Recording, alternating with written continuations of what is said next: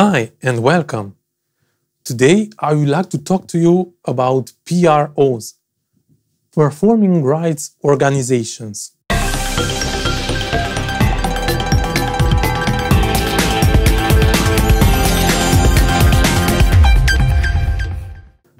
Do you know what a P.R.O is?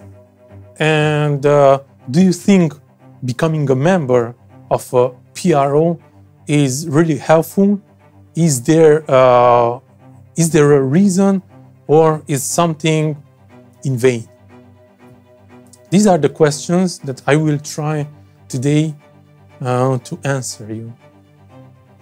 So, we, among artists, composers, beat makers, singer-songwriters, so general artists, we are saying P.R.O, but it's it's an abbreviation of Performing Rights Organization.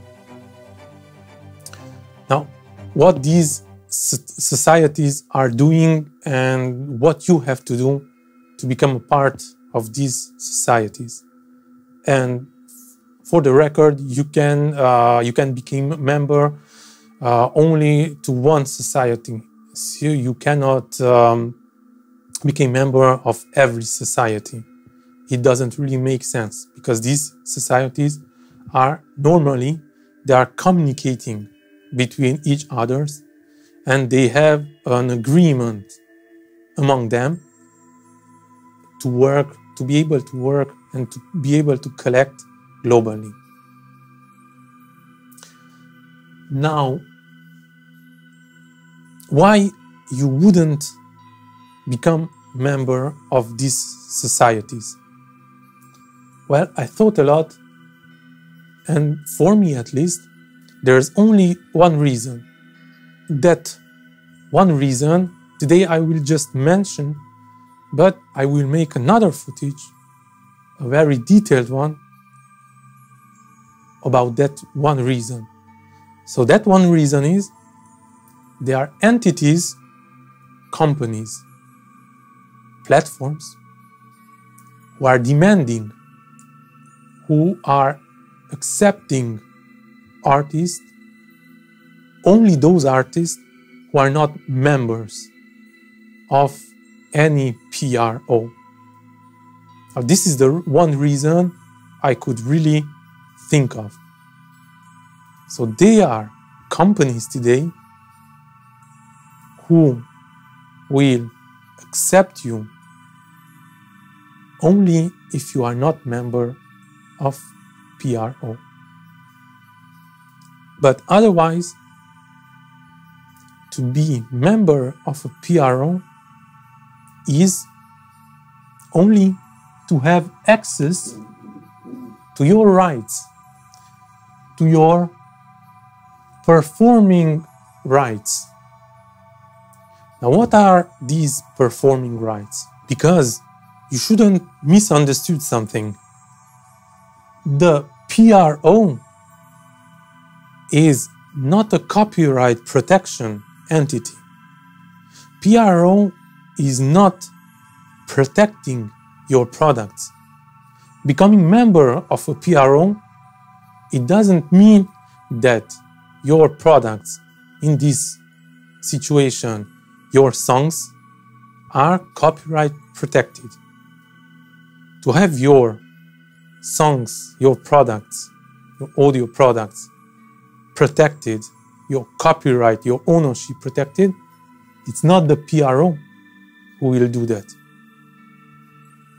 Because P.R.Os, they are only protecting the way your products are used in a public domain, if you want. So they are just occupying with the performing rights.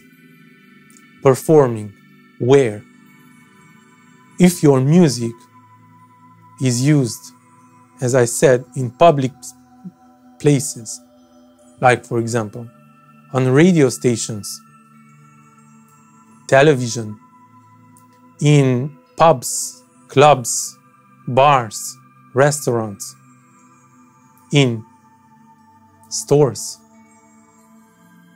different commercial stores, in theaters, and so on and so forth. So these companies will collect this performing right that deserves your music. And this performing right has nothing to do with the licensing fee.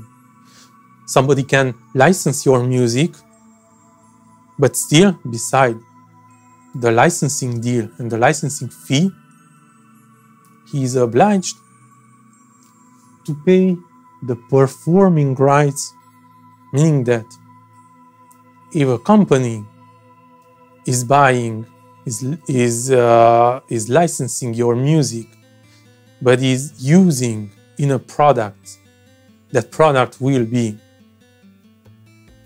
watched, listened on radio, in television, in theaters, or in stores, then there's the performing rights. And these are the things that we artists, we are saying that that's the back end.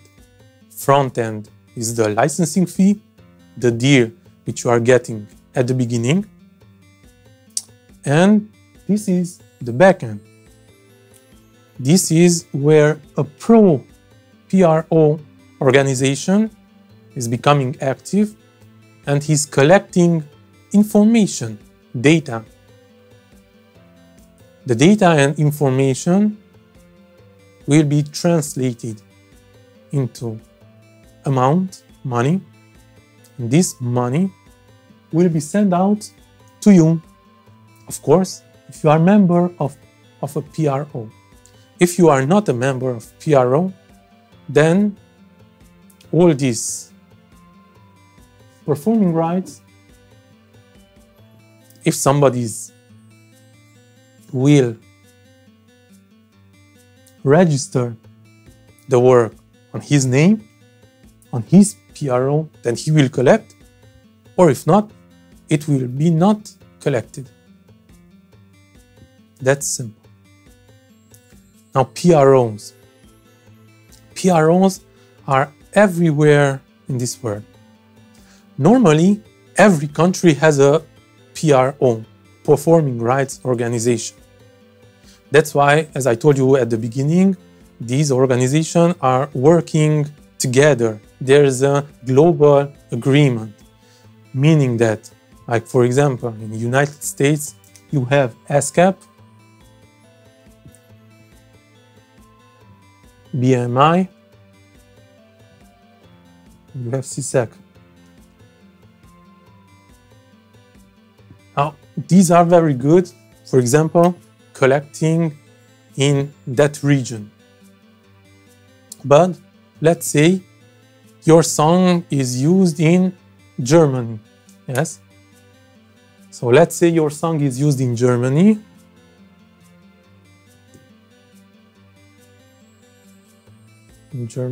Yeah. Of course, ASCAP, BMI, CSEC, it doesn't have access. I mean, it's not global. It cannot do everything by himself.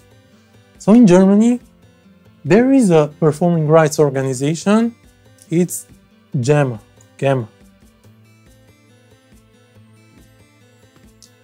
Now, if your music was licensed and was used in a product that is publicly utilized in broadcast or TV, but in German television, German radio stations, then these performing rights will collect the information, the data, even the money.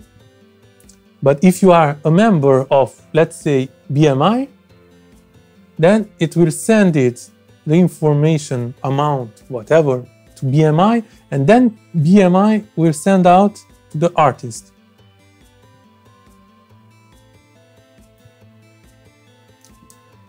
So this is in general how this works. And as you So everything is working together. These companies are communicating. As I told you, there are so much more, not only this, I don't know, SOCAN, and so on and so forth. So every country really has his performing rights organization. So you are not obliged to register yourself to BMI. You can register yourself to your the performing rights organization that is in your country. I don't know, for example, you are living in the United Kingdom, yes, in UK. In UK, you have PRS, PRS for music, and that's the organization who is collecting all the data or the information regarding to performing rights organization, and this is working with all the others. It's working with GAMA, it's working with SOCAN, it's working with BMI, and so on and so forth. And that's why when I told you in the my last footage that royalties take time to get back to the artist, because all that data has to be collected. So you can imagine your song being used in Germany, in UK, in the United States, in I don't know, in Australia, and so on and so forth.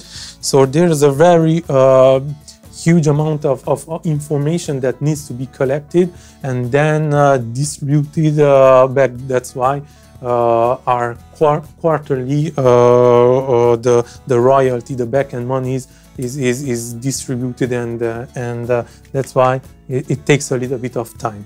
But then there's an interesting story that I really quickly I want to share with you.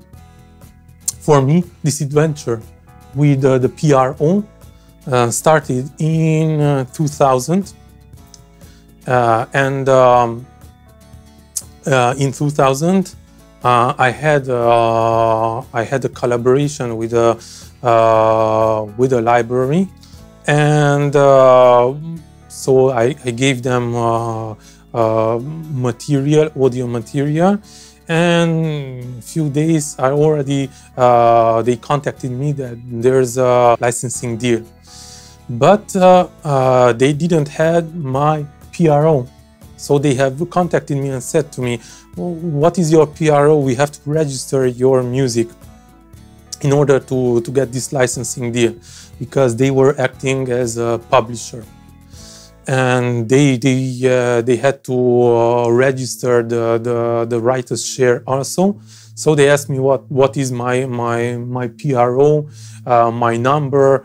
I was telling them what. So then when I got in contact with this idea, so I chose, of course, the P.R.O that was actually my country. So I registered myself as a member, and I started to register my songs with that P.R.O. Now, this story, why I'm telling you, because although this company has registered my music, he was acting as a publisher and I was the writer, the owner, and that music was performed on television, I never got any royalties. And I found it very strange. I contacted the publisher, the company that was acting as a publisher, and said, but you told me that there will be broadcast and TV, it will appear in radio and TV. Why I'm not getting any royalties? Then he told me, okay, you have to wait because we registered with ASCAP, but you are with another performing rights society, so it's normal that it takes time. You have to wait a little bit. You have to wait. Maybe it will take a year. So I waited. One year passed away, and nothing happened. And I contacted my P.R.Os, and they said, "Oh no, there's nothing, no information about the usage. Please tell us where it was used." So finally, it was me who I had to look up where it was used, to give them all the information, because that information that they had never arrived to my performing rights organization. So that's why I never received royalties. So if you are living in a country that you can find out this on different forums, that is not really acting in your behalf, then you can become a part of a society that is better known, and it will somehow better guarantee that he will look after your performing rights. So that's why right now I'm part of BMI. So my P.R.O is BMI, and now it's working fine. Everything is great. So this is just a side story. So in my opinion, of course, I think there's any impediment, there's no reason not to register yourself to any P.R.O, any performing rights organization, because what they do is just that. They will look after your interest. They will collect the performing rights and send it over to you. Not collecting, somebody will collect, or those money, I don't know. I don't even know what's happening if it's not collected. I suppose if it's not collected. I'm just thinking about it, that if a radio station or if a television is completing these cue sheets, and it will complete with your song and with your name, then obviously there is a money to be paid. But if you are not member of any performing rights organization, then you will not receive that money. So I do not see any reason not to become a member of a P.R.O. I don't really.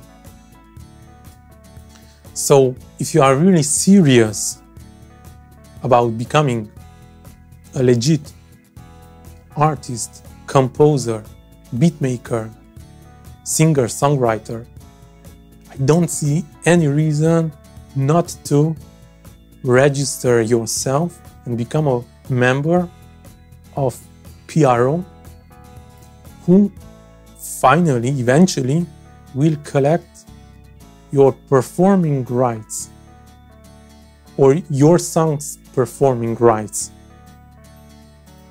So I see only a benefit, besides one that I told you, and I will speak to you in my next footage, why there is one reason why not to become member of any P.R.O. So I hope this makes sense. Thank you for watching, and see you next time.